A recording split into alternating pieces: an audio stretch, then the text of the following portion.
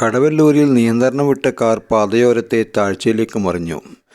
അപകടത്തിൽ യാത്രക്കാർ പരിക്കേൽക്കാതെ അത്ഭുതകരമായി രക്ഷപ്പെട്ടു. വെള്ളിയാഴ്ച പുലർച്ചെ 1:30 മണിയോടെയാണ് അപകടം നടന്നത്. തൃശൂർ ഭാഗത്തു നിന്നും കോഴിക്കോട്ടേക്ക് പോവുകയായിരുന്ന തിരുവനന്തപുരം സ്വദേശികൾ സഞ്ചരിച്ച കാറാണ് നിയന്ത്രണം വിട്ട് പാതയോരത്തെ താഴ്ചയിലേക്ക് മറിഞ്ഞത്. അപകടത്തിൽ കാറിൻ്റെ മുൻഭാഗം ഭാഗികമായി തകർന്നു.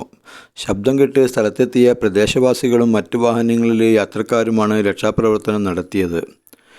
കുന്നംകുളം അഗ്നിരക്ഷാസേനാ സംഘവും സ്ഥലത്തെത്തിയിരുന്നു.